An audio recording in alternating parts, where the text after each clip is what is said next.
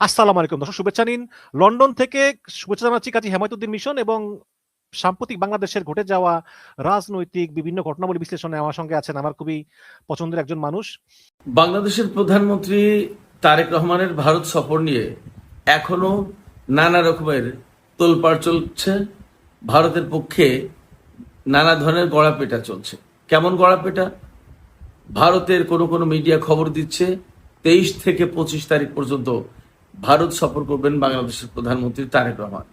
আবার ওপাশে ভারতের কোনো কোনো সাংবাদিক এমন হুমকি দিচ্ছেন যে এর আগে ভারতের বিরোধিতা যে সমস্ত প্রেসিডেন্ট করেছেন তারা জীবন দিয়েছেন, তারেক রহমানও জীবন দেবেন।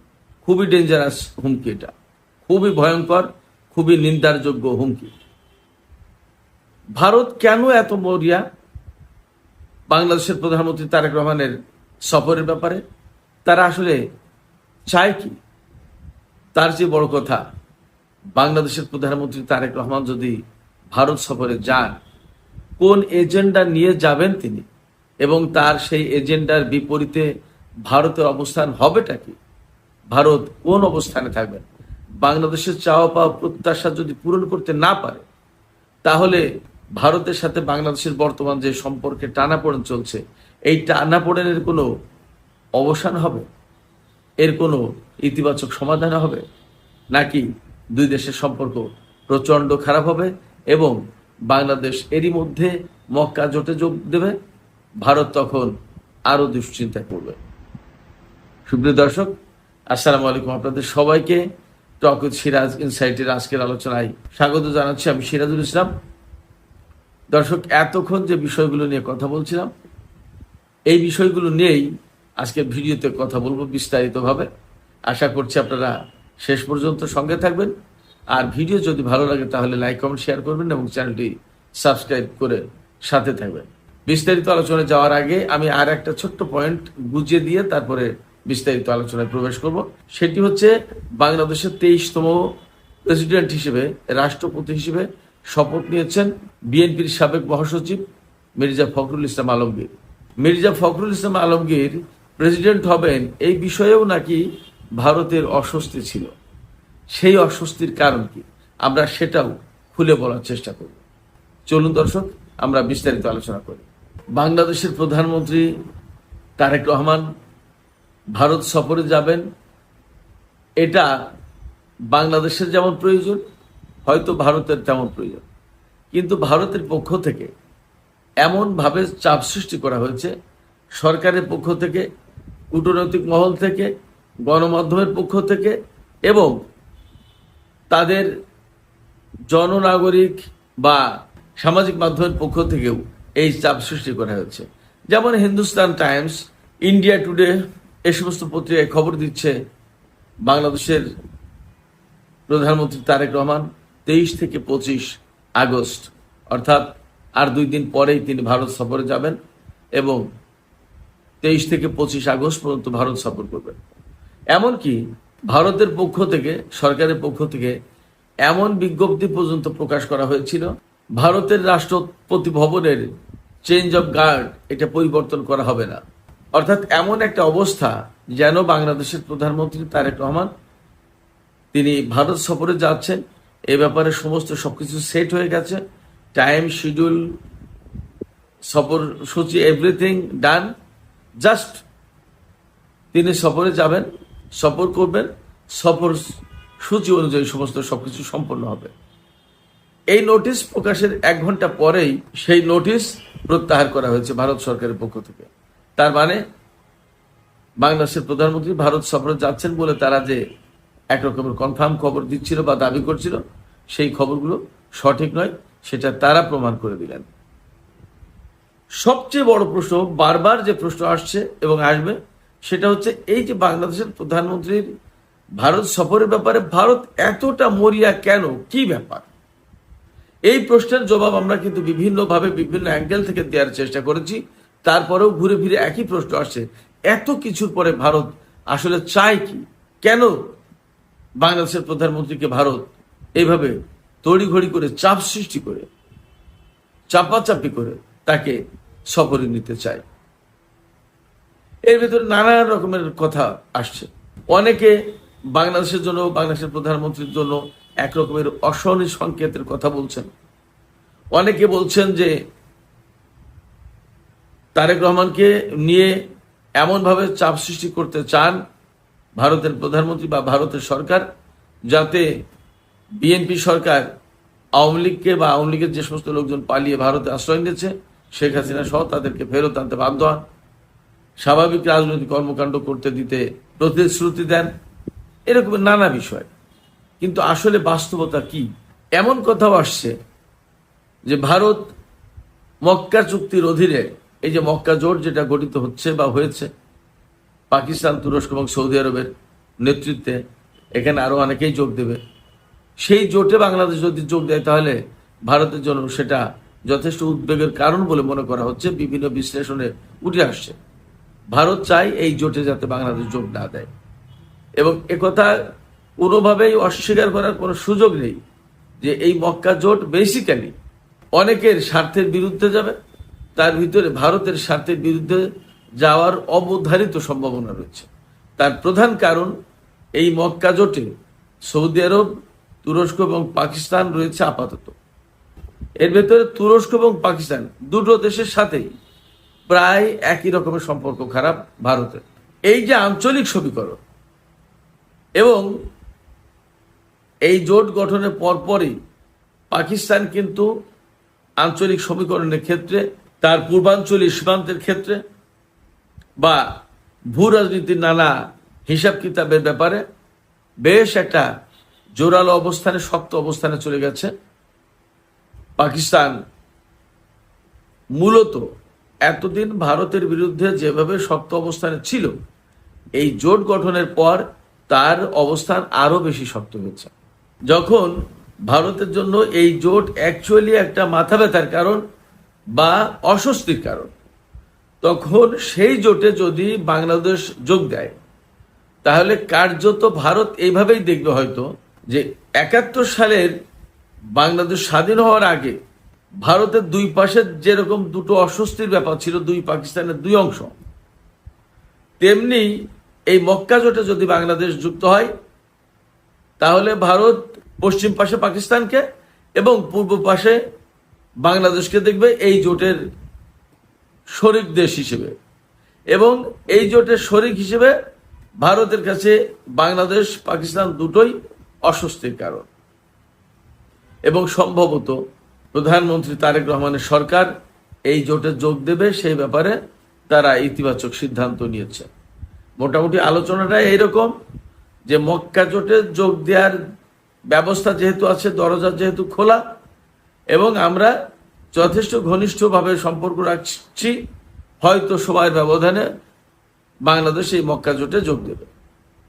ব্যাপারটা যদি এইরকম হয়, এবং এইরকমই বাংলাদেশের অবস্থান এইরকম অনেকটা, তাহলে ভারতের সেখানে কিছু কথা বলার বা কিছু বিষয় ভাবার আছে। সেই কথাগুলো, সেই ভাবনাগুলো কি জনাব তারেক রহমানকে ভারত সফরে নিয়ে তার সামনে তুলে ধরতে চাই ভারতের সরকার? কোনো সন্দেহ নেই মক্কা জোট শুধু মধ্যপ্রাচ্য না, দক্ষিণ এশিয়ার রাজনীতির বিরাট সমীকরণ বদলে দেবে।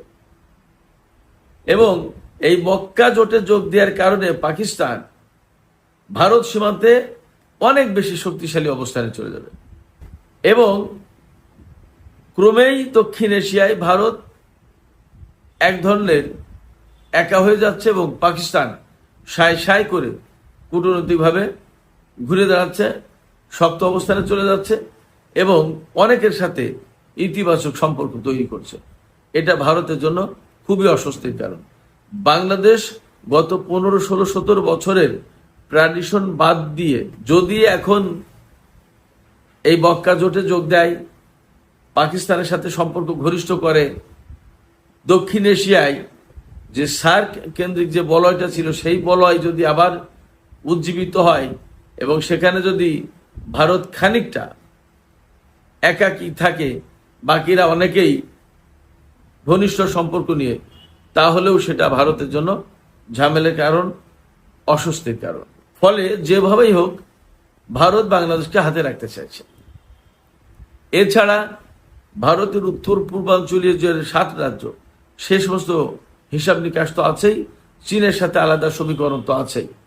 সবকিছু মিলে এখানে সবচেয়ে বড় যে বিষয়টা এসে দাঁড়াচ্ছে আমাদের সামনে, তারেক রহমানের সরকার 17ই ফেব্রুয়ারি যাত্রা শুরুর পর এই পর্যন্ত যে স্বাধীন পররাষ্ট্রনীতি অনুসরণের দৃষ্টান্ত স্থাপন করেছে, যেভাবে স্বাধীন নীতি অনুসরণ করছে, এইভাবে স্বাধীন নীতি যদি অনুসরণ করা অব্যাহত রাখে, তাহলে সেটা ভারতের জন্য বড় রকমের চ্যালেঞ্জ, বড় রকমের হুমকির কারণ হবে।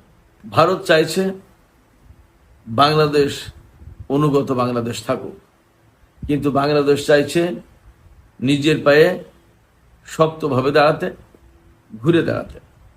শক্ত পায়ে এবং ঘুরে দাঁড়াতে যদি হয়, তাহলে সিদ্ধান্তটা বাংলাদেশের ভূখণ্ডের ভেতরে বাংলাদেশি রাজনীতিবিদদের মাধ্যমে, বাংলাদেশের সরকারের কর্তা ব্যক্তিদের মধ্য থেকেই সিদ্ধান্তগুলো হতে হবে, এবং সেইভাবেই সিদ্ধান্ত নেয়ার কাজ অলরেডি শুরু হয়েছে। এটি ভারতের জন্য ঝামেলার কারণ। শুধু তাই না, এই যে বিএনপির সাবেক মহাসচিব, সাবেক এলজিআইডি মন্ত্রী মির্জা ফখরুল ইসলাম আলমগীর প্রেসিডেন্ট নির্বাচিত হলেন, এই প্রেসিডেন্ট নির্বাচিত হওয়াটাও ভারতের জন্য নাকি অস্বস্তির কারণ, এবং এ ব্যাপারে তাদের গণমাধ্যম পত্রপত্রিকায় নানা ধরনের কথাবার্তা লেখা হচ্ছে। কেন অস্বস্তির কারণ? প্রথমত এবং প্রধানত মির্জা ফখরুল ইসলাম আলমগীর তিনি চীনপন্থী রাজনীতিক বলে পরিচিত। পাশাপাশি দীর্ঘদিন যাবৎ তিনি, তার নেতৃত্বে কার্যত বাংলাদেশ জাতীয়তাবাদী দল পরিচালিত হয়েছে। বেগম খালেদা জিয়া অসুস্থ অবস্থায় বাংলাদেশে, জনাব তারেক রহমান লন্ডনে, অতএব দলকে বাংলাদেশের ভূখণ্ডে কার্যত নেতৃত্ব দিয়ে সামনে থেকে এগিয়ে নিয়ে গেছে মির্জা ফখরুল ইসলাম। মির্জা ফখরুল ইসলাম আলমগীর এই যে দলের নেতৃত্ব দিয়েছেন, এবং তিনি কার্যত আওয়ামী লীগের বিরুদ্ধে আন্দোলন করেছেন, এবং সেটা কার্যত ভারতের বিরুদ্ধে আন্দোলন ছিল। তিস্তার ব্যাপারে কথা বলতে হয়েছে, গঙ্গার ব্যাপারে কথা বলতে হয়েছে, ভারতের বাংলাদেশের অভ্যন্তরীণ ব্যাপারে ভারতের যে হস্তক্ষেপ, এই সমস্ত ব্যাপারে কথা বলতে হয়েছে, অনেক অনেক ব্যাপারে কথা বলতে হয়েছে। সেই সব বিষয়গুলো ভারতের সাথে মির্জা ফখরুলের একটা টানাপোড়েনের কারণ তৈরি করে থাকতে পারে। এখন যদি মির্জা ফখরুল ইসলাম রাষ্ট্রের নাম্বার 1 ম্যান হন, রাষ্ট্রের প্রেসিডেন্ট হন, এবং তিনি যদি সেই চীনপন্থী ব্যক্তিই থাকেন, তাহলে ভারতের জন্য সেগুলো আসলে অস্বস্তির কারণ। এই আলোচনার সবচেয়ে গুরুত্বপূর্ণ দিক যেটি আমি বলি, সেটি হচ্ছে, ধরে নিলাম তারেক রহমান ভারত সফরে গেলেন, তিনি কি কি এজেন্ডা নিয়ে যাবেন এটা যেমন গুরুত্বপূর্ণ, ভারত তার কাছে কি চাইবে সেটা একটা গুরুত্বপূর্ণ। এই জায়গায় আমি সেই পয়েন্টগুলো একটু ছোট্ট করে আলোচনা করি। বাংলাদেশের প্রধানমন্ত্রী ভারত সফরে যখন যাবেন, তখন তার প্রধান এজেন্ডা থাকবে, একটা গুরুত্বপূর্ণ এজেন্ডা থাকবে, শেখ হাসিনাকে আইনগত দিক দিয়ে, আইনগতভাবে বাংলাদেশের কাছে প্রত্যর্পণ করা।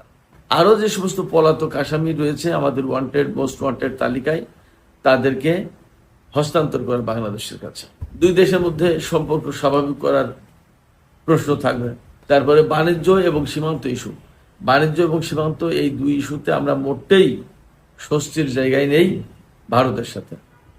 এই বিষয়গুলো নিয়ে নিশ্চয়ই প্রধানমন্ত্রী আলাপ করতে চাইবেন এবং এগুলোর সমাধান চাইবেন। ভারতের সঙ্গে রাজনৈতিক আস্থা পুনর্নির্মাণ, ভারতের সাথে বাংলাদেশের রাজনৈতিক আস্থা একেবারেই জিরোতে চলে এসেছে বলা যায়। কারণ গত 15, 16, 17 বছর ভারত আওয়ামী লীগকে, শেখ হাসিনাকে এবং শেখ পরিবারকে যেভাবে প্যাট্রোনাইজ করেছে, যেভাবে তারা এই বিষয়গুলোকে হ্যান্ডেল করেছে, তা কোনো মতে বাংলাদেশের জাতীয় স্বার্থের পক্ষে যায় না, কোনো মতেই বিএনপির মতো একটা রাজনৈতিক দলের কাছে গ্রহণযোগ্য হতে পারে না। বেশিরভাগ ক্ষেত্রে ভারতের পক্ষ থেকে যে কর্মকাণ্ড পরিচালনা করা হয়েছে, তা বাংলাদেশের স্বার্থের পরিপন্থী ছিল। এখন এই যে বিষয়গুলো তুলে ধরবেন বাংলাদেশের প্রধানমন্ত্রী তারেক রহমান, ভারত কি এগুলো মেনে নিতে পারবে, বা ভারত এগুলোর ব্যাপারে কি বলবে? হাসিনাকে প্রত্যর্পণ করতে পারবেন মোদী সরকার? এইখানে ভারতের কি কি চাওয়া পাওয়া থাকবে সেটাও আলোচ্য বিষয়, আমি তুলে ধরি। বাংলাদেশের সাথে কৌশলগত সম্পর্কের পুনর্নির্মাণ, এটা ভারত চাইবে, কিন্তু এটা বাংলাদেশ যেভাবে চাইবে সেইভাবে যদি না হয়, তাহলে ভারতের প্রত্যাশা কতটুকু পূরণ হবে সেটা একটা প্রশ্ন। কারণ গত 16-17 বছর ধরে ভারত আমাদের বাংলাদেশের অনেক কিছুর স্টিয়ারিং কন্ট্রোল করেছে, তারাই ঘুরাইছে। এই জায়গায় বাংলাদেশ ভারতকে আর এই সুযোগ দিতে চায় না। ফলে এখানে কাজ যা করা তা ভারত কি করতে হবে, বাংলাদেশের পক্ষ থেকে না। সীমান্ত এবং নিরাপত্তা সহযোগিতা চাইবে। খুবই বাস্তব কথা হচ্ছে, সীমান্তে বাংলাদেশের পক্ষ থেকে তাদের নিরাপত্তার জন্য তো কোনো হুমকি সৃষ্টি করা হয়ই না, বরং সীমান্ত নিয়ে আমাদের পক্ষ থেকে কোনো রকমের কোনো ঝামেলা নেই। যত ঝামেলা সমস্ত সবকিছু ভারতের পক্ষ থেকেই।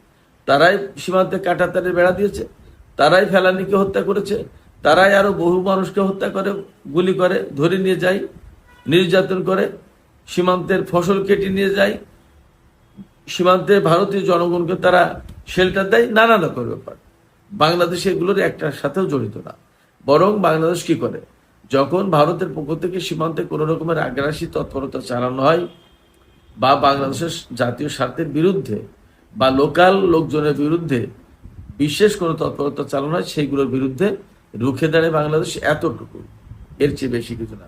ফলে ভারত যা চাইবে, আসলে বাস্তবতা হচ্ছে কোনোটাই আমাদের দেওয়ার কোনো প্রশ্ন নেই। আমরা এগুলোর অনেক কিছুর সাথে আমরা জড়িতই না।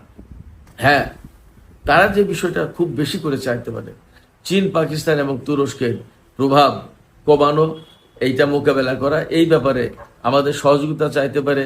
ওই যে আগেই বলেছি, মক্কা চুক্তিতে যাতে বাংলাদেশ যোগ না দেয় সেটা হয়তো চাইতে পারে। কিন্তু ফ্যাক্ট হচ্ছে কি, এইখানে বাংলাদেশ মক্কা চুক্তিতে যোগ দেবে কিনা, বাংলাদেশ সৌদি আরবের সাথে সম্পর্ক করবে কিনা, তুরস্ক পাকিস্তানের সাথে সম্পর্ক করবে কিনা, মালয়েশিয়ার সাথে করবে কিনা, আরো কোন কোন দেশের সাথে সম্পর্ক করবে, কি করবে না, এগুলো সম্পূর্ণভাবেই বাংলাদেশের নিজস্ব ব্যাপার। এখানে আসলে ভারতের উদ্বিগ্ন হওয়ার কিছু নেই এবং ভারতের দাবি দেওয়ারও কিছু নেই। বাংলাদেশে ভারতের অর্থনৈতিক এবং রাজনৈতিক স্বার্থ, বাংলাদেশে ভারতের অর্থনৈতিক এবং রাজনৈতিক স্বার্থ ভারত দেখতে চাইবে, এটা স্বাভাবিক। আমরাও ভারতের ভেতর আমাদের রাজনৈতিক এবং অর্থনৈতিক স্বার্থ দেখতে চাইবো, এটাও স্বাভাবিক।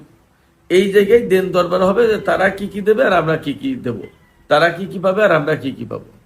এই বিষয়গুলো শুধু তারা একতরফা চাইবে আর আমরা দিয়ে যাব, ব্যাপারটা এইরকম হবে না, এবং এটা একদমই গনকেস, এটা ভাবার কোনো সুযোগই নেই। তো এইসব আলোচনা প্রেক্ষাপট থেকে কথা বলা যায় যে বাংলাদেশের প্রধানমন্ত্রী ভারত সফরে যাওয়ার এখনো কোনো সিদ্ধান্ত নেননি, এবং এ ব্যাপারে তার প্রেস সেক্রেটারি পরিষ্কার করে বক্তব্য দিয়েছেন যে এইরকম কোনো সময়সূচি কিছুই হয়নি। অথচ ভারতের পক্ষ থেকে এ ব্যাপারে যথেষ্ট চাপাচাপি, গণমাধ্যমের পক্ষ থেকে প্রায় নিশ্চিত খবর দেওয়া হচ্ছে যে বাংলাদেশের প্রধানমন্ত্রী আসছেন।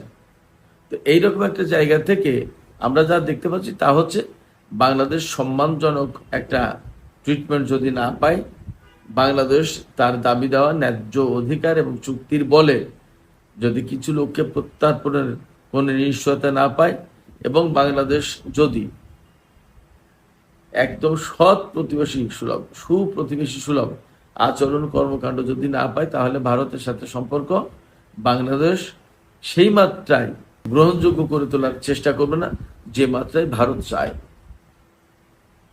কারণ এখানে আমাদের চাওয়া পাওয়ার অনেক অবকাশ আছে। সুপ্রিয় দর্শক, আজকের আলোচনা এখানে শেষ করতে চাইছি। আপনারা সবাই অনেক অনেক ভালো থাকুন। আল্লাহ হাফেজ।